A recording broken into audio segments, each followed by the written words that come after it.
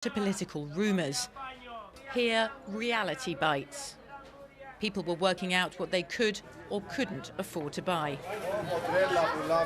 Marcus is desperately trying to sell these cherries that he bought for €2 a kilo this morning, and he's now selling for €1.50. With cash so tight, most of the customers here see fruit as a luxury.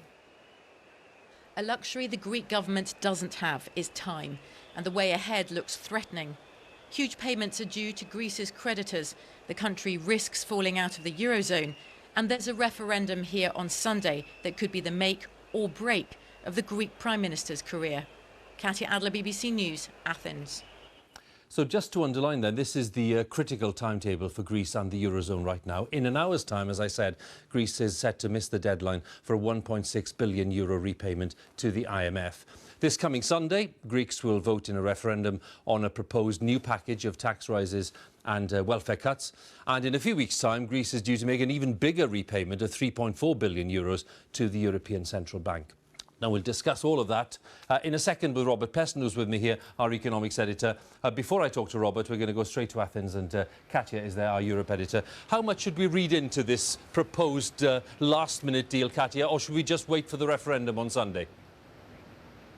Well, look, this is not the way things normally go here in international diplomacy. The Greek government has spent the last 5 months accused by its creditors of being ill-prepared, ill-advised and generally not serious about negotiations to try and keep Greece away from bankruptcy but inside the Eurozone. And then, as we've said, just hours before the bailout deal expires and a huge bill is owed to the IMF, sudden frantic activity, the proposal for a new third bailout deal, a late-night appeal tonight by the Deputy Prime Minister for an extension to the IMF loan, and even a rumour that that referendum on Sunday, disapproved of by the creditors, could still be cancelled.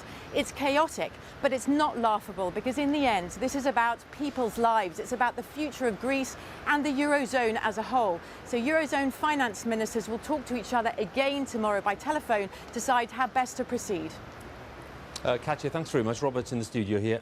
How do you rate the prospects right now of Greece staying within the Eurozone? Well, let's look first of all at this default that we're going to get in an hour's time. It was embarrassing enough for Greece, a developed economy, to have to seek a bailout from the IMF in 2010 and 2012.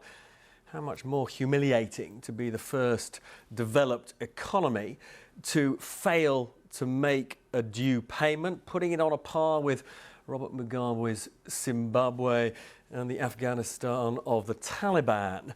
But the reason it matters in an economic sense is because it puts the European Central Bank firmly on the spot. The European Central Bank turned off the additional funding for Greek banks on Sunday, as I revealed, and that was why Greek banks had to close on the Monday.